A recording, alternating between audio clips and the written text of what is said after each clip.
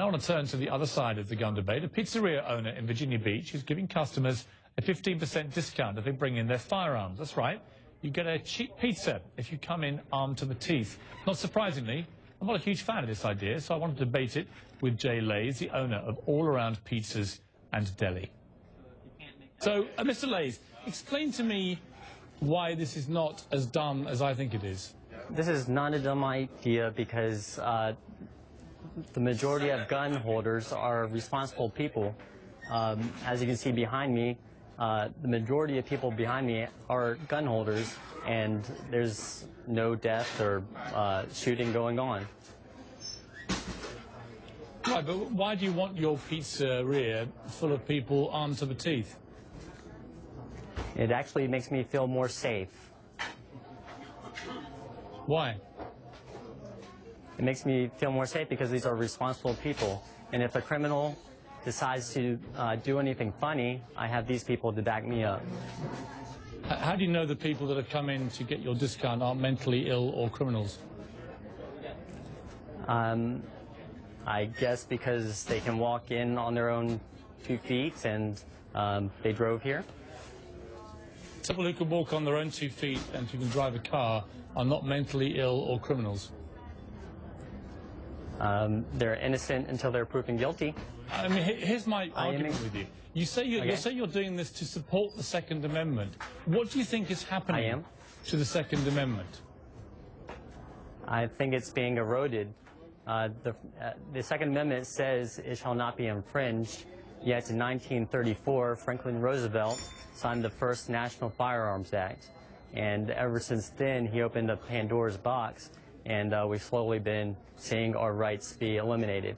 And of course, we've seen Obama talk about forcing us to register our guns, and that always precedes confiscation, because what they want us to do is volunteer the information that we have a gun, and that just lets them go directly to our house and collect our gun. Well, actually what he's doing, as you well know, is trying to shut down the loopholes precisely for the reasons I put to you, that you haven't got a clue who is bringing these guns into your pizza place. You don't have a clue. But do you know anybody under President Obama right now, who's the president, as you know, do you know anybody that he's asked to remove their gun, to confiscate their gun? Personally, I don't know them. Right, because the point is, you see, President Obama doesn't want to take away anybody's gun. It's a complete myth. There's not a single proposal for any confiscation of a single weapon. But well, the point is, he's the president, and the law he's trying to put through he might not want to take away the guns. Not one of them involves confiscation. Future presidents might want to take away our guns. You are quite happy for American civilians to march into your restaurant with rocket launchers, arriving in armed tanks, and perhaps carrying a few Uzi submachine guns. Is that your position? Well, the thing is, I don't trust our governments, and they out firepower we the people. Even with the weapons that we have right now that are legal, if they were decided to wage war on the people itself, we would lose in a heartbeat. And now they want us just to have shotguns. That makes it even easier for them to do what they want. Now, right, so what you're saying is that the... Okay, let me clarify again, because it's important to understand what you're saying. You believe that your government, current President Barack Obama, may well attack its own people. How are they going to do that? With the American military or without the American military? Well, it really isn't our government that I'm worried about. It's something bigger than our government. It's the United Nations. Okay, so the United Nations is about to attack American people. Which part of the United Nations do you think is about to launch an attack on the greatest military power that the planet Earth has ever seen, that has 5,000 nuclear warheads? Which part of the world do you imagine is right now marshalling its troops to invade America?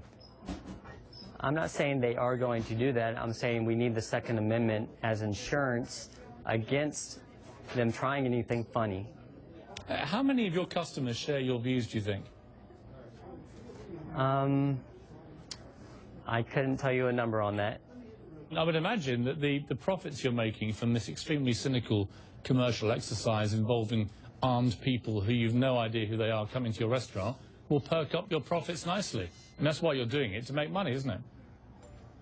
I am trying to make money because that will how it's supposed to work is I can save money, and then I can use it later in life to support me when I put my work into society.